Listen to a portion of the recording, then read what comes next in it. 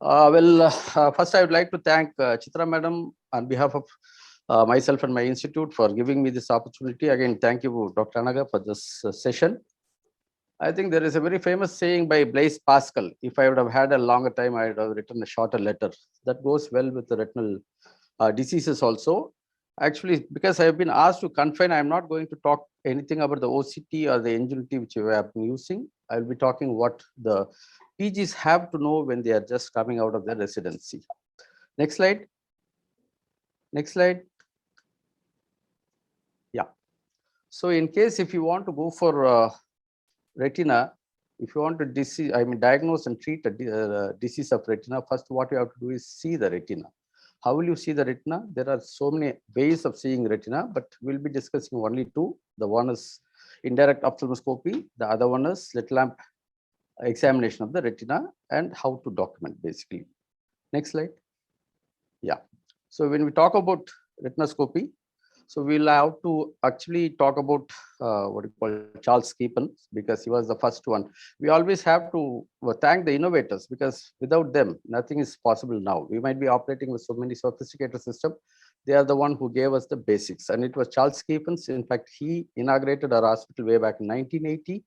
And he was the one who pioneered in the binocular indirect ophthalmoscopy. And we know how to use the ophthalmoscope, but let me talk about the condensing lens. We have got a 30 diopter lens, 20 diopter lens, and a 14 diopter lens. So commonly we use 20 diopter lens. The reason for using 20 diopter lens is it is a balance between 14 and 33 or 30 diopters.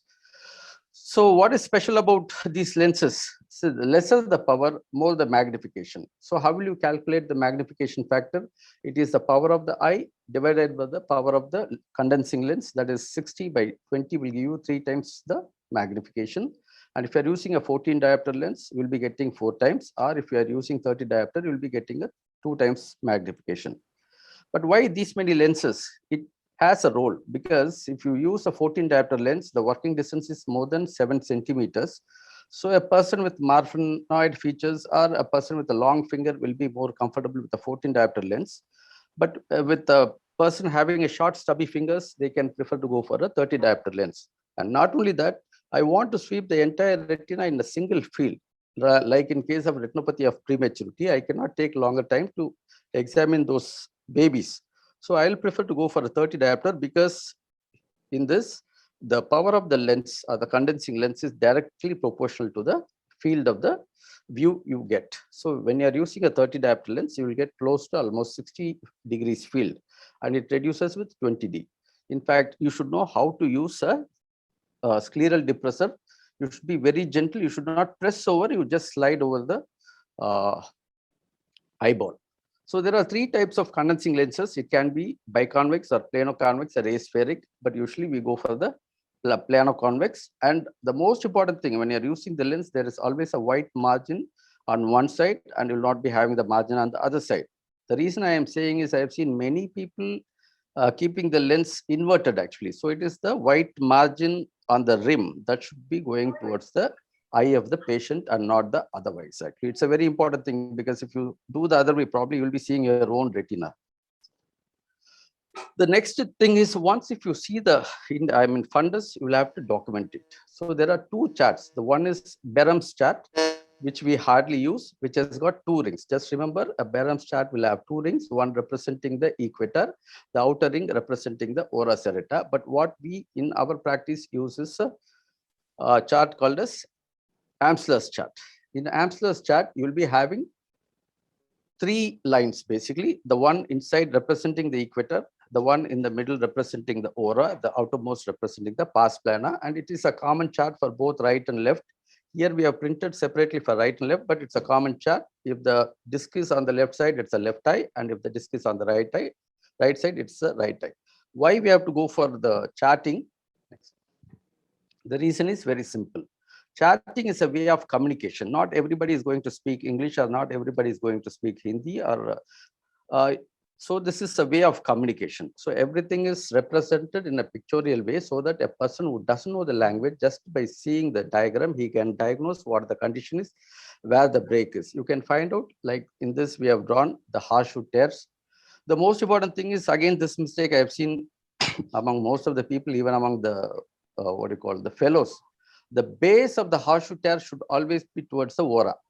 It should never be the other way, because the traction is always towards the ora. So the base of the horseshoe tear will be towards the ora, and these are the various ways of what do you call representing this thing. So when we talk a giant tear, which is almost 90 degrees, you can see from 12 o'clock to 3 o'clock, that's how we represent the giant tear, and we have represented the other thing. So basically the charting is very important. You might ask, you have got wide angle, what do you call cameras like Optos or Claris. Will you do it taking photo and go to the operation theater for doing a buckling surgery? The answer will be no, because ideally we'll have to spend longer time outside the operating theater to look for every single break that cannot be found with your any of the wide angle, which we have published recently also. Comparing this with the wide angle system, it is not at all a replacement for a good indirect ophthalmoscopy, especially if you're going to do a buckle. Even if you're going to do a buckle with the help of a, what do you call this, a chandelier, you need a very good indirect ophthalmoscopy. The next important thing is to see the retina with the help of slit lamp. Now it has become very popular. You ask people, they'll say 90D. But what is the principle? Many people will not be knowing actually, because it's nice to know when you're using a lens. So there are basically three principles to see the retina. First one is you neutralize. The second one is replacement. The third one is little like indirect ophthalmoscopy. What do you mean by neutralization? So basically the power of the eye is plus 60, we presume. You're going to neutralize the power of the eye with the minus plus 60 lens. That is a ruby lens. It completely neutralizes the power of the refractive power of the eye, so that it becomes just a window. You can see the eye, and that is seen with the ruby lens. Usually the ruby lens is given as a complement with almost every slit lamp manufacturer gives it as a complementary lens, which will be seen in the side box. Actually, many of us won't open it.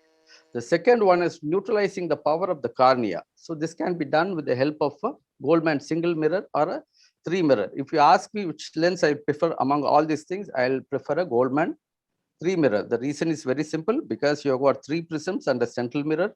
The central lens gives you the, the view of the area centralis. The other one, the long oblong, gives up to the equator. The short oblong beyond the equator you will be seeing, and the semicircular or the crescentic, you can see the angle.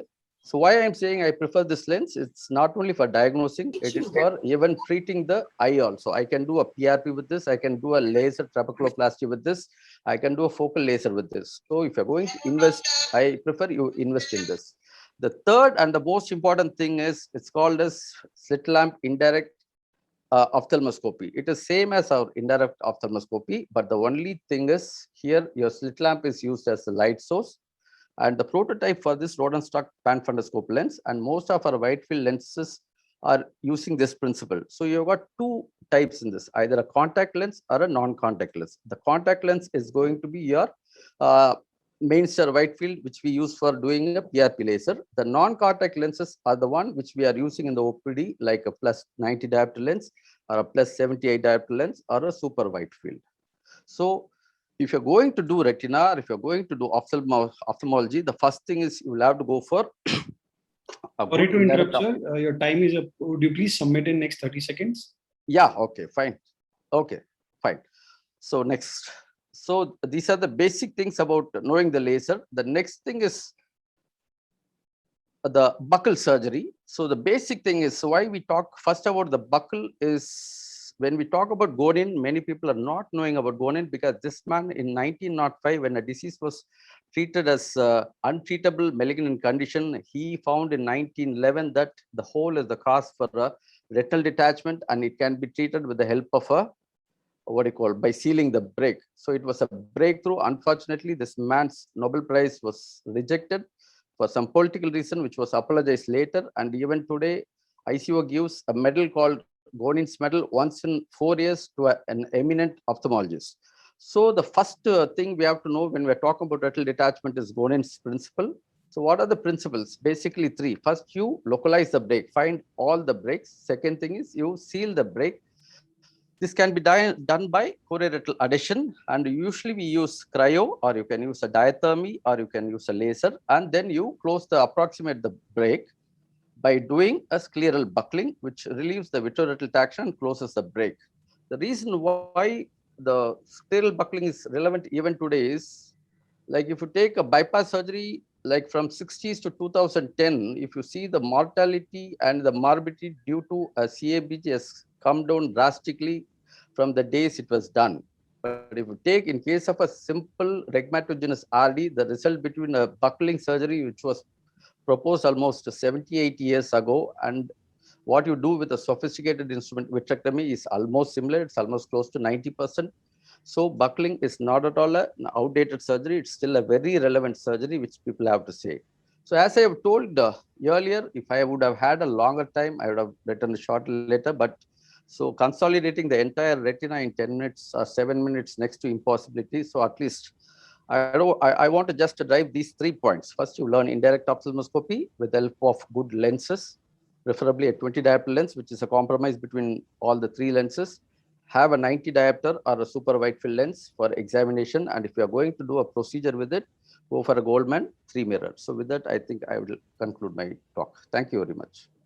Thank you, Dr. Naresh, for that amazing, beautiful presentation. Thank you very much. We have Dr. Ashish Vaidya, sir, with us. Stop sharing. Yeah, I am here. Sir, can we have your expert comments, sir, please?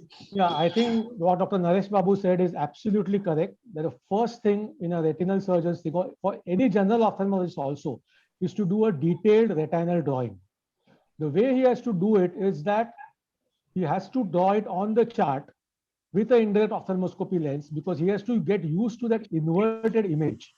Believe me, if you draw 5 funduses and get it checked by your seniors and they are correct, you have learned the art of retinal examination. Because the way the blood vessels go, if you have managed to draw it out, you realize what it is happening. We also have one of our colleagues in Mumbai who makes eyeballs out of table tennis balls, and he paints a disc over there and a macula and things like that. And these can be used very comfortably by the residents in order to practice indirect ophthalmoscopy. Thank you, sir. Thank you. Can we request Dr. Sushmita ma'am to give your expert comment? Indirect. No, I agree. I mean, I wish Dr. Naresh could be given another 7 minutes because I didn't want his talk to finish. It was so wonderful. But yes, the first things that we also learned was on indirect and how to get it. And once that was done, we didn't realize how much it helped us throughout ophthalmology and how easy it became to just hold the 90D and look at the retina rather than have a direct ophthalmoscope and go close every time. And Dr. A.K. Gupta also used to do something called a monocular indirect using the direct ophthalmoscope. So we also learned that, and it made life very, very simple. So I think, unfortunately, what happens, Dr. Sinha, I don't know how it is with you all, but residents seem to, over a period of time, come into the first year and decide, I want to do this. So it's okay wanting to do a part of ophthalmology, but it also equates into not wanting to do the rest of it. So I think that's where the problem lies of specialization coming in too early and not saying, I remember our senior resident telling us, you're not allowed to say, I don't like so-and-so. There's no question of not liking any part of ophthalmology because they used to tell us that it's a whole body. You can't say, I don't like my little finger or I don't like my big toe. It's part of you. But I think that's something that, and once they learn the love of ophthalmology, then these things. But one of my favorite quotes, Dr. Sinha, is that the walls of our center are like barriers in their brain. So you go to a retina clinic, the same 90T, but they won't look at the disc. And they come to me and the same 90T, but they won't look at the macula. So, something somewhere, I think we're this overkill of specialization right in the beginning is the bane. I think maybe we need to restructure it to a comprehensive ophthalmologist first, practice for 5 years, and then go into specialization, something like that. That's a good suggestion. Yeah. Yeah, can I make a point? Just a short point, actually. Please. The best way to learn indirect ophthalmoscopy is you go to a neuro-ophthalmologist, sorry, with all due respect to my neuro-ophthalmology colleague, take a patient with the PL negativity because they are not going to perceive any light. Just take them and do indirect in that because indirect is one of the most, uncomfortable examination with such a bright light. So if you don't have a model eye, you take a patient with the PL negativity and then you do that, it will be very comfortable. Patient also will be comfortable. Thank you, sir. Thank you. Thank you, Dr. Naresh Babu, for that beautiful presentation.